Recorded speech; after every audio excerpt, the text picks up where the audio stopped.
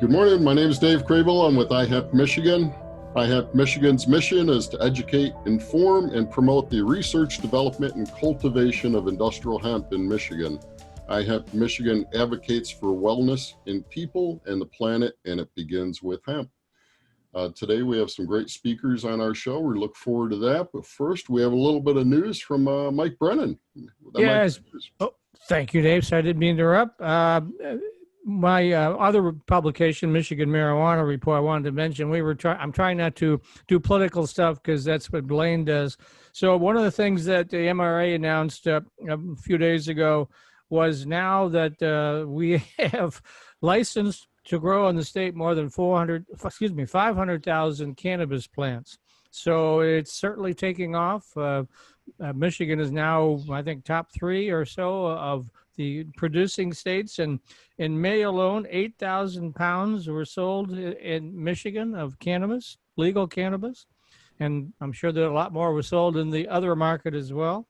And so it's really a lot of dispensaries are open. We have almost 200 licensed cannabis businesses, whatever their business may be, a dispensary or grow facility or processor or whatever.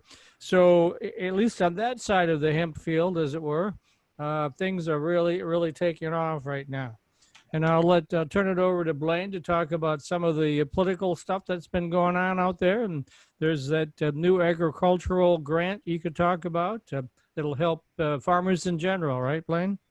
Yeah, there's a lot of good news to share today, and I'll try to make it as brief as I can because we've got some great topics to talk about today that everybody needs to be concerned about, so that we keep the hemp industry going forward and people feel comfortable and confident with what they're using for CBD products. First thing I'm going to talk about is the CFAF. That's a USDA program. We thought maybe we'd hear some news last week, and we did on Friday regarding the crops that they've included. And they have included a number of different crops in here, but the unfortunate situation right now is that hemp is not included in that program right now. Now, they are still looking at it, and I do think that we've been able to prove that there's been the reduction in the price. So I do think eventually we're going to have that, but it may be another couple of weeks yet. And also, it looks like that they only made 80% of that program to the farmers up front, and it looks like the other 20% then will now be able to be paid to the farmers, probably sometime in August. We're looking for that. So that's good news for that part of it. Now, 2 other things have come to light this last week. The Michigan Small Business Restart Program is what it's called. And there's 2 things. There is a program for ag workers and ag farmers that will help in their grants. They're not loans. And there's the minimum grant is $10,000. The maximum grant is $50,000 under the ag program. And that's to help cover costs with the COVID. If you have to get equipment, if you've had to revamp things on the farm, if you've had to do additional training for your employees. So it's up to $1,000 per employee, but you have to have a minimum of 10 employees to qualify for that grant. We'll share the information. We'll get the links up on the website for that. That started started yesterday. Greenstone Farm Credit Services is who's administering that program. So if you go to either the Michigan Small Business Restart Program, if you just type that in, or if you go to Greenstone, that'll start the process there. It's an online application, and there'll be some steps you have to do to prove who you are and some other things there for that. There's $15 million available as well. So correct. Yep. For that one, there's $15 million. And then the other part of the program is this is for the Business Restart Program, and it's done through the economic developments. There's 13 of them throughout the state, and like the one over here is called Lakeshore Advantage that I'm on the west side of the state. And you'd apply for them. And again, it's the same thing, help covering costs for the COVID. That's a little less. That's $20,000 maximum grant per individual on that. And my particular economic development area has $3.5 million in that money to be able to give out for that. So again, some programs to help get everybody restarted and back on and be able to help cover the cost of the getting the COVID. Now, one of the other things that I want to mention too, I just got off a webinar with the state, is every farmer, every business is supposed to have a written restart program. And so if you haven't done that yet, that needs to be done. I just got off a webinar just a little bit before this, and I'll be developing some help for everybody, but you need to have kind of a whole handbook, just like almost like a food safety plan for actually getting back to work in your farmers, how you're keeping them apart, how you're testing them, what happens if somebody does have, if you have ag housing.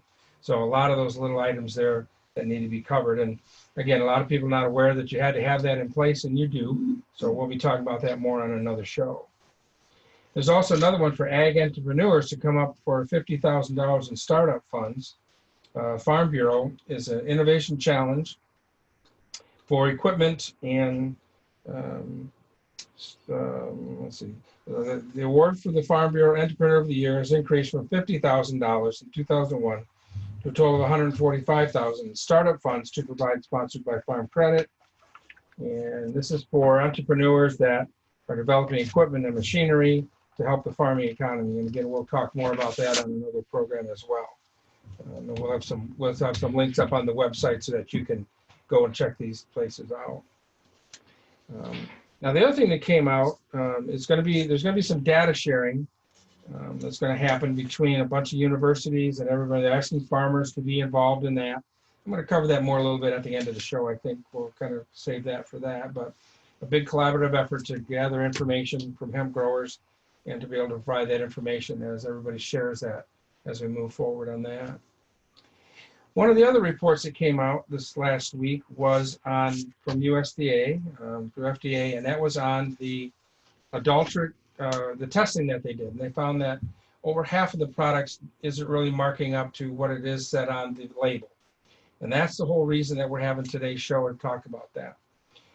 We are ingesting the CBD products in one way or another, either through gummies or through food products or through smokable hemp or through drops that we're taking. And so this is a food product that is going into our body. And just like the farming industry and the food industry, if we don't do something and step up and take care of this and monitor this ourselves, or at least have something in place, it's going to come down heavy-handed from the government, because it is a product that we're putting in our body. It is a food product. So to avoid that and to help kind of get us in a good path where everybody can get that certification, we have the U.S. Hemp Authority seal, and we're going to talk about that with Dr. Marielle in a little bit. But first of all, I'm going to introduce our two first speakers. Dr. Richard Mcdermott was born in England, received a PhD in medical engineering from the University of Leeds, UK, at age 25, then immigrated to the U.S. in 1975. He acquired his first business in 1981 and subsequently became a serial entrepreneur, operating and owning a total of 35 companies, all held within a group. Dr. Mcdermott's strategy control over the supply chain and process control to ensure the integrity and traceability of deliverable products became one of the group's core strengths. In 2005, he began using encrypted marking technology for signal part tracking for a group company that was successful. He also impressed by the technology that he acquired at 50% of Signakey LLC in 2010. Today, he has divested everything except for Signakey, which is engaged in tracking counterfeit cigarettes in South Africa, obsolete computer chips around the globe, and hemp in the U.S. And also Terri Miller is on. Terri is from Toledo, Ohio, native who calls Chicago home, a lifelong sales and hospitality professional. She found Signakey, then Infographic, if I'm saying that right, in 2005, and became enamored with the potential of it to keep people safe from counterfeit products. She worked with Signakey to implement projects and benefits the end user, including a registry for people's bicycles and valuables that are all targets of theft, a blood tracking project that will ensure safe blood in India and countries where black market blood traffickers operate, and a cannabis to ensure safe legal products reach consumers and legal cannabis products can be easily distinguished from those coming from the legacy market. She developed an extremely scalable seed to insight tracking program for cannabis and is working currently in hemp to help farmers find hotspots on their fields and to provide a secure chain of custody from the plant sample to the lab and beyond. So Richard and Terri, Welcome. gonna let you guys speak on and talk a little bit about how you do what you do and why you do. All righty, let me just start off here to share screen. And I'll find it. You want to share something on your screen? Yeah, I'm trying to. Hold on, I had it a second ago. Yeah. All right. Yeah, at the bottom of the screen is the share screen button. Yeah, I've got that, the Oh, share screen. And I had the slideshow and it disappeared on me. Okay, hold on. There we go. There we go. There we go. All right, now, new for Then the hit slideshow. slideshow at the top. From the beginning. There we go. That's it. Okay. First off, it's Signakey, not Signakey. Signakey. And we've developed a tamper evidence seal that provides a revocable chain of custody for hemp samples taken from very specific locations within a lot, and goes from there directly to the lab. Terri developed this. So, Terri, can you tell where this comes from or what it is? Terri wasn't. I think Oh, there you she go. must Terri, have. one mute. Yeah, let me unmute Terri. I'm sorry. Okay. Where you at, Terri? There you are. Okay. All right. Hello, everyone. My apologies in advance because we're both working from home, my husband and I. So, and this is a big studio, so it's you might hear a little bit of some other business. So we've developed what we're calling Seed to Insight, which is a very scalable cannabis and hemp tracking solution that can go all the way back from the seed genetics and can go all the way through to the end user. We put this little sort of short presentation together to give you an idea of the functionality and a little bit about what our technology looks like.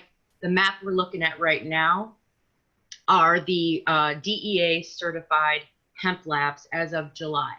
Now, as we know, in hemp, these rules have changed a lot. So in February of this year, this map had about 44 labs on it.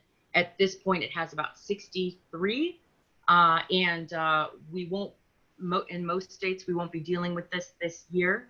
But moving on, we will have to deal with DEA certified labs, which is an important reason to have a chain of custody solution. So in Colorado, there's only 1 or 2 DEA approved labs? Yeah, Wow. That's true. That's true. And this is the only map like it. I made it. I actually I've spoken to about 22 of these labs. And of the labs I've spoken to, it's important to note that some of them will not be testing hemp for compliance. They just got beat up by the USDA, took 5 phone calls and said, fine, put us on your list. But they don't have the equipment or the expertise to do it. So you can't really count on all of these labs being listed as ones who can test hemp. It's going to be very important next year. Oh, that's a problem. Also, let me ask, you have the Upper Peninsula is gray. Does that mean they have no labs up there? In Michigan, they have a few. They have 3 or 4. And I left that very, ambiguous for these reasons, because some of these labs test water treatment, paternity, toxicology for pharmaceutical dosing, food. Those are your DEA certified labs that were already listed with the DEA. So the ones that are going to be testing hemp are far, far fewer than what is on this list. So, Richard, you want to take us one more? Right. This was my idealistic view of what a hemp field looked like. And when we first started, I went online and did hemp field, and I pulled this up, and it turned out to be in California. And you can see that all the plants are lined up, they're all being watered. And we had a conversation with a lab in Lansing called ACT Labs. And he was explaining to us how they did samples. And he said the ideal thing to do would be have sections and walk around the field and take the samples in an orderly fashion. And if you found some hot plants, isolate those plants rather than condemning the whole field. So with that in mind, we started off to try and work something with this lab. And we found that to track a plant in a field with a commercially available GPS device was very difficult.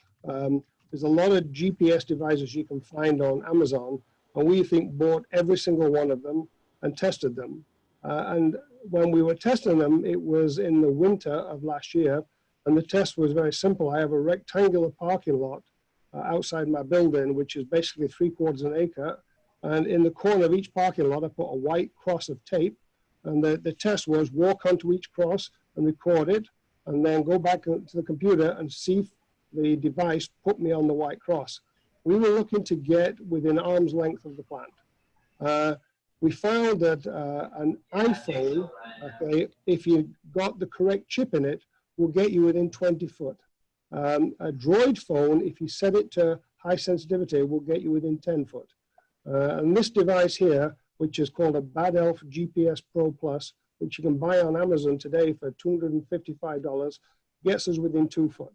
So if you're planting your plants on a 4.5 foot center, we found in the fields that we're testing last year down in Illinois, we could mark a plant with a white piece of tape and then give the device to somebody else, and the next day they could go back and find the plant based only on the GPS device. So we know that we can get to within one plant with this device. And so that's when we started the program with the guys at Labs in Lansing. They're certified in 6 states right now. And so they had a contract for 30% of Illinois. And so we did 45 farms with them last harvest season 2019 in a period of 3 weeks. And we got all the we got the bugs out of the system, I think, and you'll see in a minute what those bugs were. But this was a device that we ended up choosing above all others, and we recommended this to the other labs that we're involved with now. Here's how the system works. You walk, and this slide is wrong because the USDA, last year we were taking basically 3 to 4 inch samples. The USDA now says you need to have a 5-inch sample. So we've now got bags which are 3 wide by 7 long, so you can seal it up and put a 5-inch sample in the bag.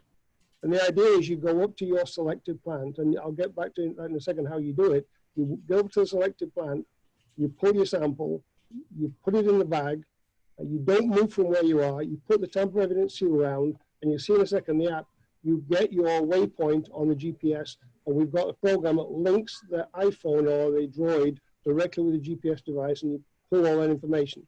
Then you put that in your bag, and you walk on to the next designated area, and you take another sample.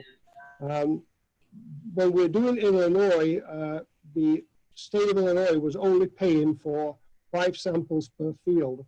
And we've recently got their plan, which has been approved. It's now 11 samples per field, regardless of size. So if it's 1 acre, you take 11 samples. If it's 40 acres, you take 11 samples. And all the states are different, the ones that are approved.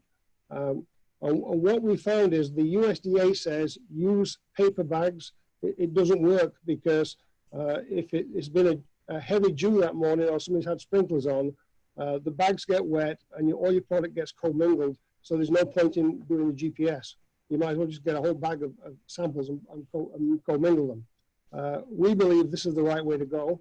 And what you do is you sample it, and when you're walking around, there's a white window on the front in this area here, and you write on it with a ball pen or a magic marker, this is, sample number 6, and you put it in your backpack and go to the next one.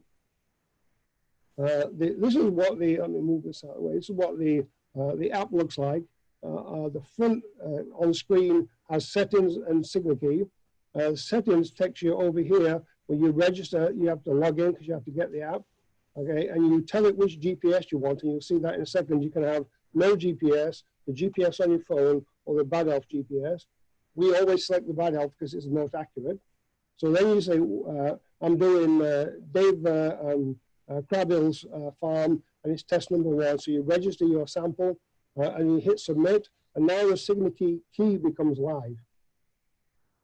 Okay, there's the thing where you can change from no GPS, phone GPS, and bad elf, you just toggle that up and down like you would normally. And when you do a decode, this is what comes up on your screen. And you'll see in a second why this number matches. When I move on, you'll see how it matches, how it's captured the GPS coordinates. This is, in theory, how it works. You're taking the sample, you're using your phone to get your GPS coordinates, you're sealing the sample in the bag, and then you put all those sealed bags in a master bag, and you ship it to the lab.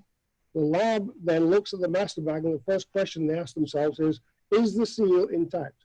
If the seal is intact, they then read the Signakey again because they've got the program. So then they open the master bag and they lay all the bags out on the surface and check to see if all those seals are intact.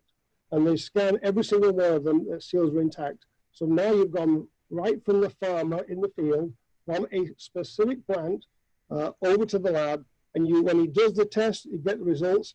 And because if you look at the USDA rules under the interim final rule, you don't share those results with the farmer, you share them with the farmer and the government at the same time. So the lab way set up, the certificate analysis comes up and the results are shared with the farm and the government at exactly the same time.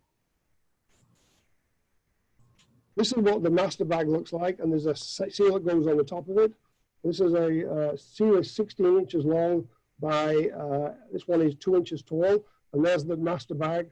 And you write on the front of the bag the name of the grower, the license number, the agent's name and signature, the name and the size of the lot of acreage, the date of sampling, the sampling agent's name and signature, number of samples taken, number of samples in the bag.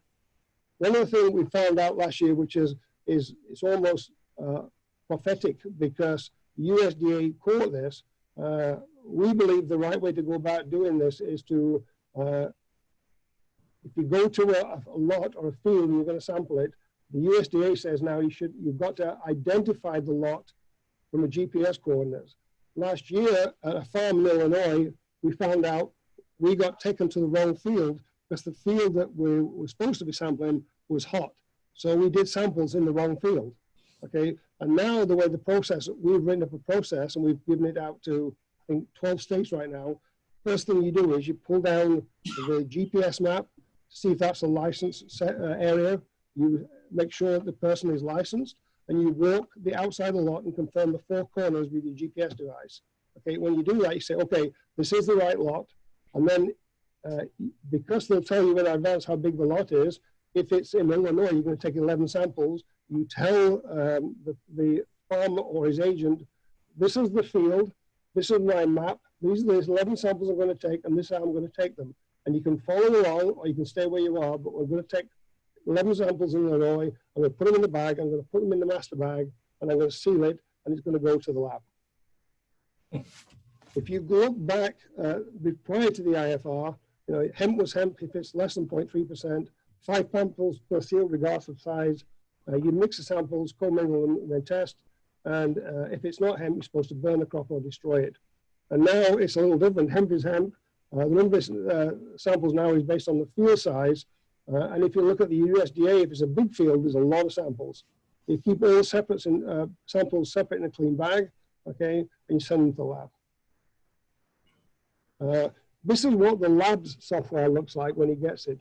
It's a Signakey set up. He has to make sure he's logged in, and he selects a camera, which wouldn't be the camera like on the I've got on my laptop. It'll be a remote camera, and you set the samples down. Okay, you start the camera, you point the camera, which you'll see in a second, at the Signakey, which is very easy to do, and you start the decode.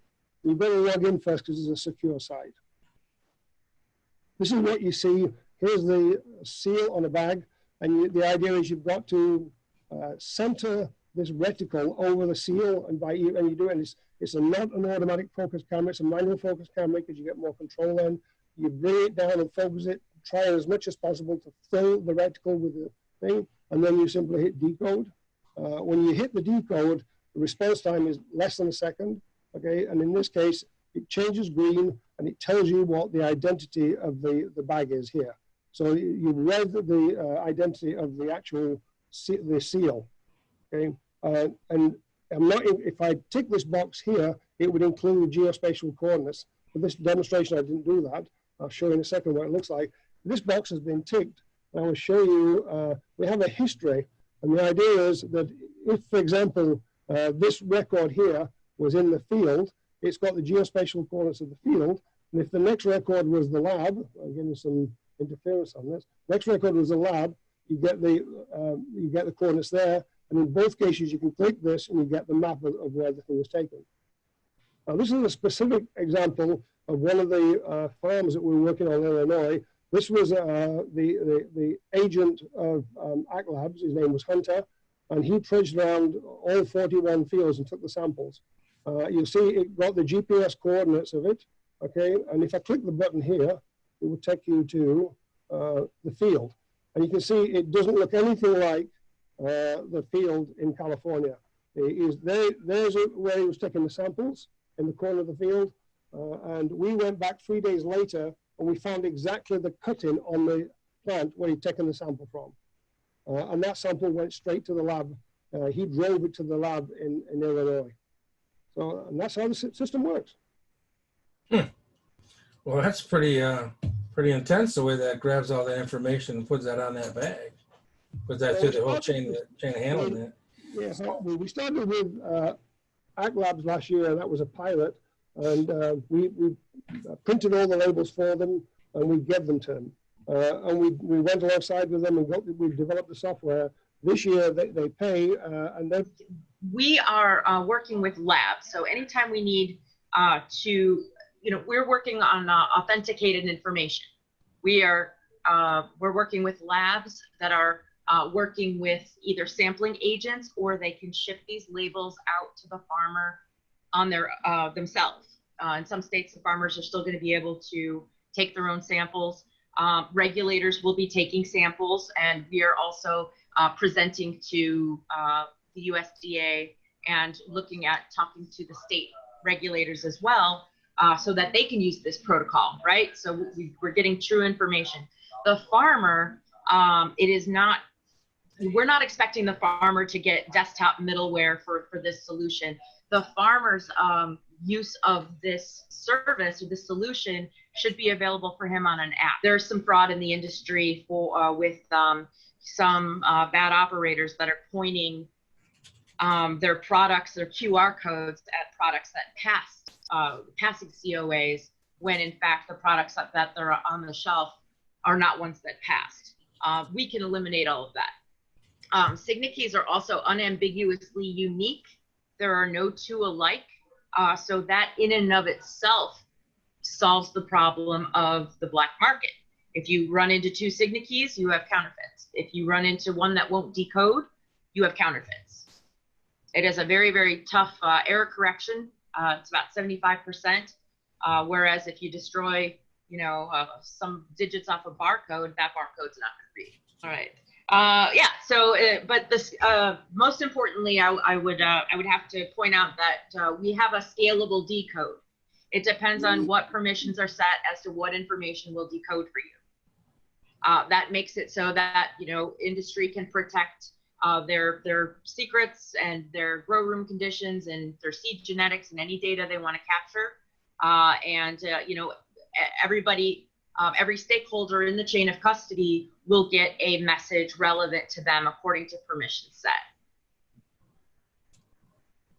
I don't know if I went off on a weird tangent there. I know, it's rather distracting. By the porn on the Zoom call. Wondering if yes. What about pricing? I'm sorry, let me leap in here. I'm sorry. Can I just share screens with you? I went outside to answer the door, and what was there is my new 7-inch bags. Oh, nice. Right. There they are. Yeah, so you get your 5-inch sample in the bag, and this is a new bag, which is called a whirly bag, and you put the sample in, spin it around, and these are waterproof and airtight. And when you get them, there's a seal on the top. They're also sterile, and the FDA approved of these bags. This is the latest addition to some of the stuff. Because we had some bags leaking on us, and these don't leak now. So I'm wondering, when USDA, after November 1st, starts taking over this, or the state has to have certified people go out and do this, I wonder if they're going to try to implement something like this, because, they're going to be going out to getting 5, 6, 7 different farm samples in a day probably, and have to send those in. So I wonder if they're going to go to something like this to track those. Our guy who worked for AgLab, in his best day, he did 4 farms. But bear in mind, he was only taking 5 samples per farm. For only 5 for farm, Right. yeah. Right, because that's all the state of Illinois paid for last year. Now this year they have to pay for 11. Mm-hmm. Yeah. And one thing they're going to have to consider too is that if you've gone to, just like with the livestock industry, right? If you've gone to one farm, like a hog farm or something, you can't visit that other farm the other day because you're going to be taking mites and other diseases and stuff from one farm to the next and be spreading it. So Yeah, same thing with hemp. Yeah, taking the pollen. There are numerous benefits to regulators using this, and one is cost, obviously, but mostly we're removing the pain of all of the paperwork.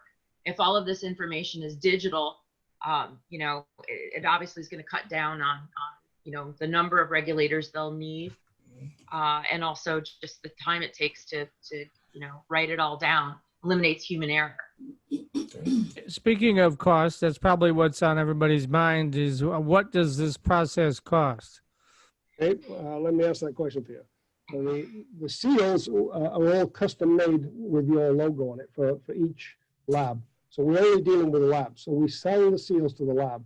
We don't know what the lab charges the farmer. I know what we charge the lab for the seal. The seal with like ACT Labs today, if they buy 1,000 seals, it's $4 a seal. How many? $4 per seal. $4. For how many? I thought there was a minimum. For lots of 1,000. If you buy 5,000, Okay. it drops down to $350. The big seal, which is 16 inches long and 2 inches tall, is $7.50. Okay, per seal. We only do this basically 40 to 1. The number of the products, the small seal for the big seal is 40 to 1. Just to give you some idea of how you can tell it's been tampered, if you put that seal on within, when you pull the backing off, within 20 minutes, it cures up on the bag. If you try and pull it off, it leaves, I think the best way to describe it is a snotty residue on the bag that says void. So you can tell somebody's tampered with the seal. It leaves this horrible white residue over everything.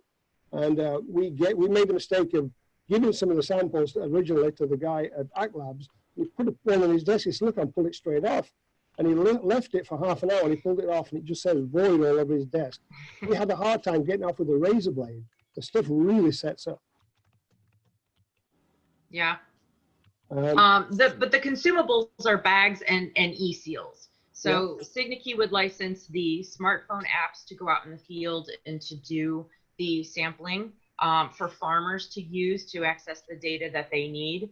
You know, the labs, processors, C Genetics, anybody who needs to add data into or originate, these Signakeys would require middleware for their operation, which for labs, we've created a piece of middleware and they can export it right directly into their LIMS system via CSV. Yeah, yesterday we had a conversation with a lab, KCA, is that right, Terri? Mm-hmm. Yep, Kentucky. And they're in 2 states, can't remember the states. They won bids for North Dakota and for Massachusetts. Yeah, and what they said to us yesterday is they want to do a pilot with us. He said the problem is some of our growers don't even know what the internet is. He said they are the epitome of dumb farmers. I said, well, that's he didn't call them dumb farmers, that's for sure. Well, yeah, but he said they don't. He said they don't have email. He said that some of them are very sophisticated, and he said we'd pick 20 or 30 of those and do the sophisticated one first, and then see how it works with the less sophisticated. And so they're doing a program with us. Richard, what if there's no internet access? No Wi-Fi at the field? Well, we've not had that problem. We do have a problem in Illinois. Well, they use a GPS, which would be satellites. Wouldn't Yeah. Well, the GPS, but also, the app runs on the internet. We will have. There are some minimum requirements for the smartphone. It can't be like stored and then resent. I can be. Well, you can't capture those GPS coordinates. That's something that we can revisit though, and have that data, because the GPS is already integrated into the app. We can trap both of those, and then, you know, be able to reconcile them at a later date. But we do have that feature in the app as well for other applications. Y'all mind if I ask a question? I know I'm a visitor, so. Hi, sure. Hi. So if you guys, let's say state of Illinois, if you're only testing 5 to, I guess now it's going to be 11 plants. And according, yes. So 11 plants moving forward. And Yes. you only, so you're testing 11 plants in different areas of your field, different lots, depending on the size of your field. Yes. And one comes back hot. You won't only be able to destroy that plant, you probably have to destroy the lot around it based on the IFR. So do you have to test every individual plant and only in an attempt to only destroy plants that are hot? No, what we suggested to them was, you know, go a certain radius out from the plant that we found bad. And we'd say, you know, go like 20-foot radius. It depends what centers you put in on your seeds, but go 20 foot out and pull a couple more samples at 90 degrees and see if you've got bad ones. I know you guys are all too young, you are especially, Marielle, but I've been out in the sun a lot and I got skin cancer. And I had this thing called Morse surgery, where they keep digging it out and take do the edges until it's all gone. I think the same principle applies if you've got a hot spot in the hemp field, move out a certain radius and go like compass points, you know, north, south, east, west, pull a sample and see if it's hot. Yeah, the idea is to find these zones on the field, right? Hopefully, best case, early enough that they can be, you know, remediated. The farmer, you know, if they're testing prior to their compliance tests and they're able to somehow figure out why it is this zone of the field is hot and the others are coming up compliant, you know, then they can, you know, you can't address an issue you don't know where it is or what it is.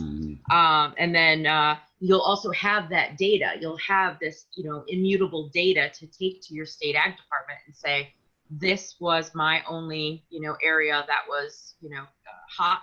I would like permission to harvest the compliant area and then burn the rest.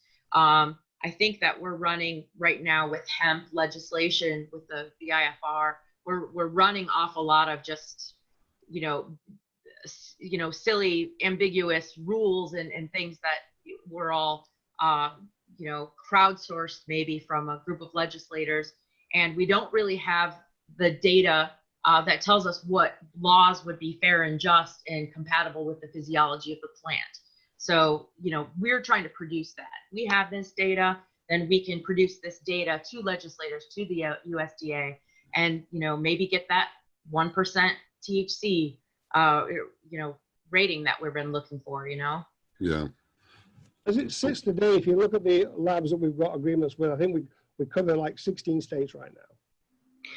We were looking for like a cross-country sample, if you will, of what these plants are producing as far as THC and where. So if we have all this data, then we, you know, we'll have an argument. Okay. Well, I'm going to introduce now Marielle Weintraub. She's a PhD, and she's the founding board member and the current president of the U.S. Hemp Authority. The U.S. Hemp Authority certification program is our industry's initiative to provide high standard best practices self-regulating, giving confidence to consumers and law enforcement that hemp products can be trusted. Marielle was introduced to the hemp and CBD in 2016, and she quickly brought the hemp industry need for valid and reliable testing and continues to drive development of hemp-specific testing and standards until she left Eurofins in 2019. Marielle is a board member of the U.S. Hemp Roundtable, a member of the American Herbal Products Association, Cannabis Committee, and a member of the United Natural Products Alliance, Hemp Extracts / CBD Committee. Marielle earned her MS and PhD in Behavioral Neuroscience from Texas Christian University in 2011 and 2014, respectively, focusing her research on Alzheimer's disease pathology. And Marielle, just a little personal note on that, we have my mom right now is going through a dementia phase of that, so I understand quite a bit about this Alzheimer's and dementia. So anyways, would love to have you bring us up to speed and let us know about what U.S. Hemp Authority is doing to bring this to the industry. Absolutely, and thank you guys for allowing me to be here. And Richard and Terri, that was really interesting. So I'm glad I got to see that part of this discussion as well. I'm going to try to share my screen. If we get bombed, I will stop sharing my screen. I've never seen that before. You know you have Yeah, it's made very it. different. You know you made it when that happens. That's We will right. edit it out. Yes, we The will. final version. I'll guarantee that. I might need to switch my screens. Okay. I can see it. Okay. So what I did is I put together just an overview flyer about what the U.S. Hemp Authority is, because depending on who's listening and who's interested, the U.S. Hemp Authority started back, I believe we started putting the concept together back in 2016. We first started writing guidelines in 2017. And what was so interesting is it was a bunch of hemp competitors that came together to assure that the hemp industry didn't have a 60 minutes moment where someone made something in their bathtub, hurt someone else, and basically destroyed any chance the hemp industry had at achieving what we know, at achieving its potential. So the idea was to put together standards while we waited for FDA to roll out federal standards, because the state patchwork was really starting, and it's getting worse, was really starting to hurt a lot of us in the industry. We need a different label in one state, different labels in the other. No one knows what to test. And the concept here was to make hemp more trustworthy by consumers, more trusted by regulators, and just an overall transparency that you don't see in products in any other industry. You don't see C of A's popping up on dietary supplements. You don't see C of A's attached to food products. You do see them in the hemp industry. So we are a self-regulating organization. It's the same way USDA Organic started. Organic was a self-regulating organization prior to being adopted by USDA. And the idea here was we wrote standards that made sense for the industry. It was written by people in the industry and with public comment from stakeholders and consumers. We first rolled out 1.0 at the beginning of 2019. Immediately, we started to evolve alongside the industry as the industry evolved. And we rolled out 2.0 3 hours before the IFR came out. So immediately we began working on 3.0 in order to, anytime something gets put on paper, it then has to be redone. So we increased the size of our technical committee. We have 3 very specific sections of guidelines. For those of you who have never seen this, you can go to ushempauthority.org. Our guidelines are free to download, very accessible. Our technical committee who's on it, it is an application to be accepted and approved to be on it, but anyone who's on the technical committee has their name on the website. Our board has their names on the website, and we even put our technical committee minutes on the website as well. So we are trying to be as transparent as we are wanting the rest of the industry to be. What you'll see is we're split up into 3 sections. We're split up into farmer, grower, manufacturer, processor, and brand owner. So depending on which section of the industry you are in, you follow the guidelines and the regulations that are most applicable to your section. The concept here is that we did not want to reinvent a wheel. It was very much based on good manufacturing processes from the FDA for either dietary supplements or food. We are trying to evolve our farmer guidance so that it is closer to what we think hemp gap eventually will look like, so that we stay ahead of this curve. One example of staying ahead of the FDA curve, of the USDA curve in self-regulation is I happen to be on the working group for AOAC's CAST program. And AOAC was very specifically called out in the IFR for the approved method for testing hemp potency in hemp. So even before the IFR wanted every grower to follow AOAC regulations for testing, that was already set up in the U.S. Hemp Authority certification program. We do lay out very specific guidance on heavy metal testing, on pesticide testing, on residual solvent testing. For the farmers, we have guidance on soil nutrient profiles. Obviously, we have cannabinoid testing and other suggestions depending on your state, such as mycotoxin testing. And we pay very close attention to the different states, and we offer up options while reminding people that they do need to make sure that they stay in regulation with their own jurisdictions. We've had a lot of momentum in this program. We went from 13 originally certified companies in March. By the end of the year, we had over 60 companies, 30 of which were farms. And we now have a waiting list of something like 275 groups that have called in. I don't know who's on that list because we use a third-party independent auditor and auditing group. They're called Food Chain ID. They were the group that originally helped write the USD the non-GMO butterfly program, and are still auditors for that as well. They also audit for things like BRC and other GFSI, HACCP, and food safety programs. And I think my most proud moment this past year was when Prevention Magazine recognized us as one of the medical breakthroughs of 2019 in the top 10 list. That was probably the coolest moment I had, where we all of a sudden went from being hemp industry to starting to break into mainstream acceptance.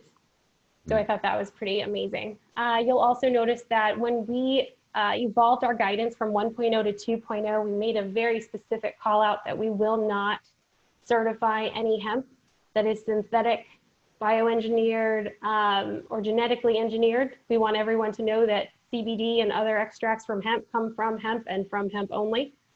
The whole reason we're able to make these products is because of the 2018 Farm Bill, and that was built for farmers. In addition to that, we will certify groups who are not using hemp that is grown in the US. However, we do specify on all labels that you must be transparent with your consumer. So you have to list where your hemp was grown on your label. We're not saying one hemp is better than the other, but what we are saying is that you should give your consumer the right to choose based on what they believe is best for them. We don't allow any GMO hemp. I don't think that is a problem yet, but we don't want, at this point in the food supply, to include something that we don't have long-term information about. And from this, we are now looking to extend our program into fiber, into textiles, and bring awareness to the fact that we need FDA to start giving us some more regulation specifically for food, because we need food in order to create more demand for these products. So we have started, everyone who is a board member, including myself at the U.S. Hemp Authority, we do it for free. We're all volunteers. We are a nonprofit. All the money that comes in goes to the auditing and goes to, we have a set of lawyers as well. I think everyone in hemp now does, including the farmers. So unfortunately, the money goes to the auditing groups, and it goes to creating the program, marketing the program, but none of us are paid. And so we appreciate being able, I really appreciate being able to come on shows like this and discuss what we are trying to do, because what we are trying to do is for the benefit of the entire hemp industry and for our consumers. We saw that when FDA ran their, well, they didn't add a whole lot of data. They added a couple new points. But what I found interesting is one of the biggest call outs was that the label claim wasn't accurate. So for CBD saying it had 9% or 9 milligrams, maybe it had 6 milligrams. But what I was very proud to see is that when they looked at adulterants, so contaminants such as heavy metals, they saw levels that were not considered dangerous. And so I was very impressed to see that happen in a plant that is clearly a phytoremediator. And so that was exciting to see. And now what we're trying to do is fix the truth in labeling and make sure people recognize that on our in-person third-party audit, one of the things we're looking at are people's labels to make sure they're compliant and truthful, that they're testing. And then we're constantly running online surveillance, trying to find things that shouldn't be said, disease claims, anything the FDA is going to catch. What affects one hemp company affects all of the hemp companies. And what we'd rather do is find issues, let people know those are an issue, and hopefully give them enough time to change it before the FDA walks in. So our goal is to raise the hemp industry as a whole and provide assurance to people that the products that they are buying are quality approved or quality assured. So there is a third party looking at it. And so I think there's a lack of trust that is needed. And the Hemp Authority has started to gain a lot of momentum, and we're hoping that we are building that trust for people in this industry. Is there a cost to join your group? So you can't join the Hemp Authority in order to get, we're not a membership organization, but in order to get the U.S. Hemp Authority certification, you have to go through that third-party audit. Mm-hmm. And there is a cost for the audit. One day, 8-hour audit is $1,395. And then there is a cost to license the seal. It used to be more for the farmers, but when we saw the price per point for CBD drop, we also dropped what we were charging our farmers in order to license that seal for a year, and it's a yearly audit. So if you go on the website under the FAQs, it is depending on whether or not you're growing your plant for seed, for flower, for fiber, depending on the price of the licensing fee. And it also depends on the number of acres you have as well. But it ranges, I believe, from $100 to $500 for the year, I think, something like that. It did drop. I would have to double check because we are keeping a pulse on the market to understand. Our goal was never to go out and hurt farmers. That was never the goal. So as soon as we saw there was a price drop, we dropped ours as well. Sorry? Good. I'm just going to say we have 5 minutes left. Oh, sorry. So, well, I'm going to speak on here. I took the 1.0 class in Colorado a couple years ago, and it's very similar to any farmers out there that may be doing food safety audits. It's the same kind of thing. You know, you write a procedure, SOPs for doing certain procedures, and then somebody comes in and makes sure that you're doing those procedures and you're doing those procedures the way that you have written them in your handbook for a short synopsis of it. So we're working with U.S. Hemp Authority right now, iHemp is, to bring this training opportunity to Michigan. So we'll let you know as that proceeds, and as they're ready to start some classes, we'll let everybody know on that. So, and there's the class fee that they have, of course, and that's just a one-time fee. And then the yearly third-party certification part of it is another fee that goes on as well. So, but it's a good way for us to be able to have some kind of self-regulatory over the industry and over ourselves to make sure that, like I say, we're not having things made in the bathtub and things healthy. And I know that one of our members, when she first started, just a personal note, she was doing a lot of testing on her own because she was getting a burn under her tongue and she couldn't figure it out.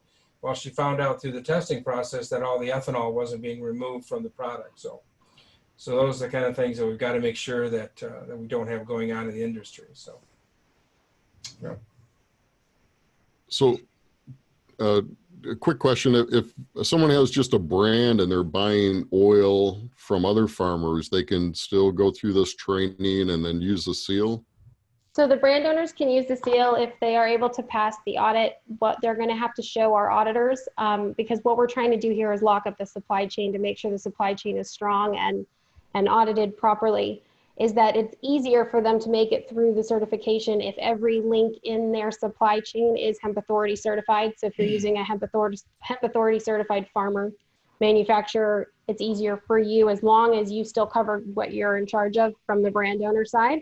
If you are not using U.S. Hemp Authority certification certified farmers, it depends on what your supplier verification program looks like in-house, or you may have to pay for them to go out to that farm to allow you to use that farmer's hemp.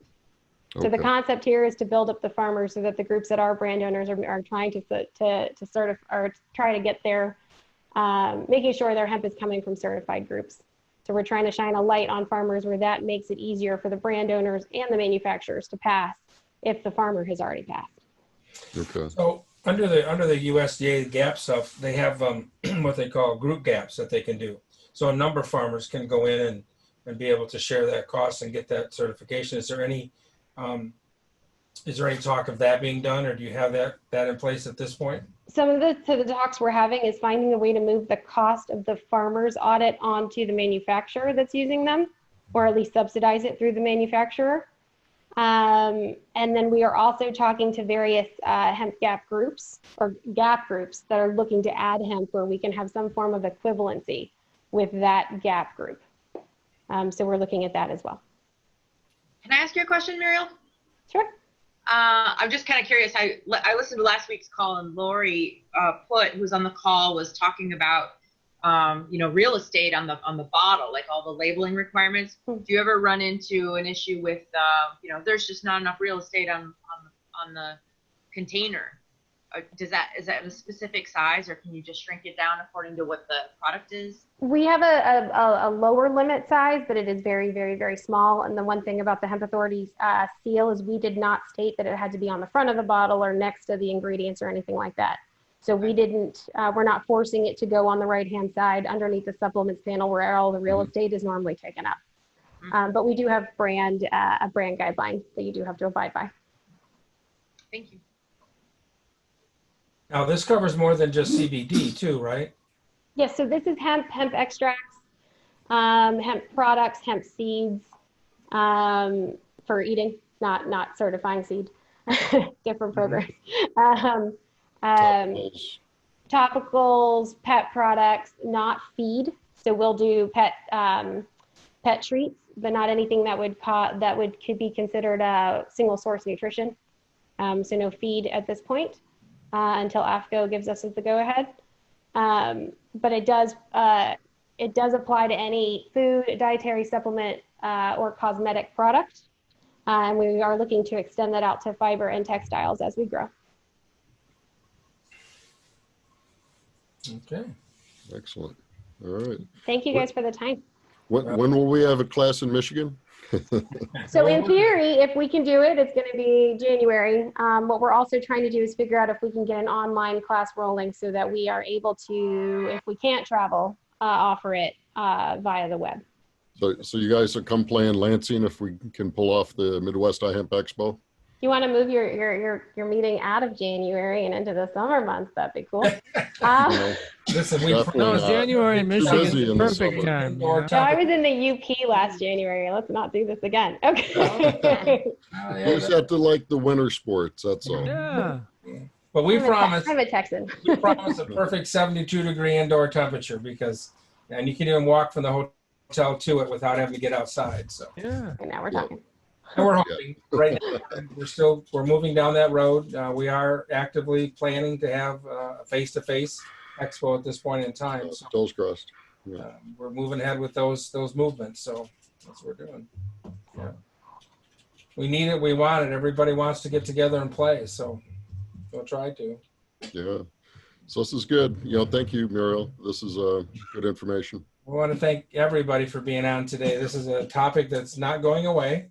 Yeah. There has to be and there needs to be confidence and trust in the product from the seed to the field, to the shelf. Mm-hmm. So we need to have that, and people need to be thinking about this as we move forward. So, all right. So I'm going to wrap up just a couple things. If there's any other chats, put them in there, or questions, put them in the chat. We'll get that on there for sure. But so there's a Midwestern hemp database project that's starting, and it's too lengthy for me to get into on here with the time we have, but we'll put it up on the website. But basically they're asking for Michigan farmers that would like to participate in this.